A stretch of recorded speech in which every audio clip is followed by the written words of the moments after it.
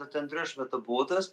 Shikoni simbolik për vendet arabe është i dhurohet një aeroplan presidentit Trump. Ne nuk i kemi ato kapacitete, mirë, po me modestin tonë do duhet të treguashim pak më miqësor, të vendosim pak edhe simbolika, të vendosim edhe flamujt e Estonisë gjithandej. Ka qenë kryeministra e Estonisë, janë simbolika shumë të vogla, mirë, po që flasin shumë për miqësinë dhe për gatishmërinë tonë.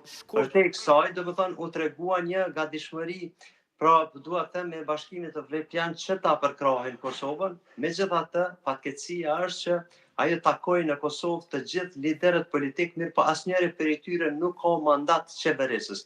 I vetmi person që ka pasur mandat qeverisës, presidentja Osmani, ndërkohë që ajo nuk ka qenë këtu, kështu që ajo faktikisht ka takuar të gjithë spektrin politik, po pa një adresë të caktuar se kush do të jetë ai që do të dialogoj me të kur vjen puna çështjeve të dialogimit me Serbinë.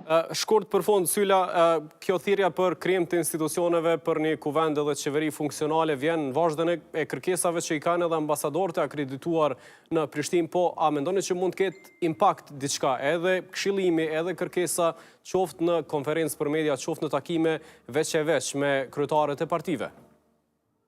Unë nuk shoh ndonjë indikacion se diçka do të ndodhet as më pak nesër, për shkak se koha është shumë e shkurtër, ndërkaq që marr parasysh gjithë këtë infantilitetin politik që janë duke dëshmuar sidomos partia në pushtet, nuk besoj se janë duke i marrur seriozisht opinionet dhe rekomandimet e miqve tanë ndërkombëtar, në veçanti miqve si zonja Kallas, andaj nuk pres se do të kemi një konstituent të kuvendit nesër.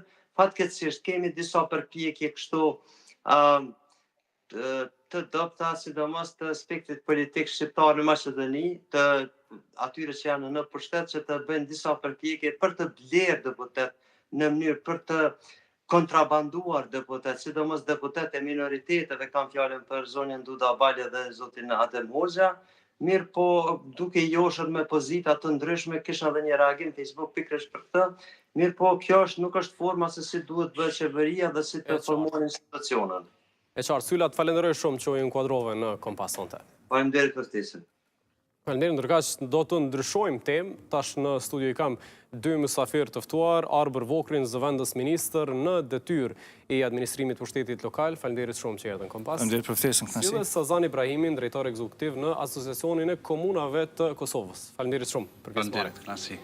Vokri, po filloj me, e kemi si temë çështjen e milionëve potencial, nëse kanë humb ose jo, të cilat do të mund të shfrytëzonin komunat e Kosovës sa i përket fondeve të IPAS, por po filloj me një tjetër temë, një citat që u përfol shumë gjatë ditës, një koment ose interpretim ose përfundim lidhur me nxitjen e tensioneve në veri nga ndërkombëtarët që punojnë në Kosovë.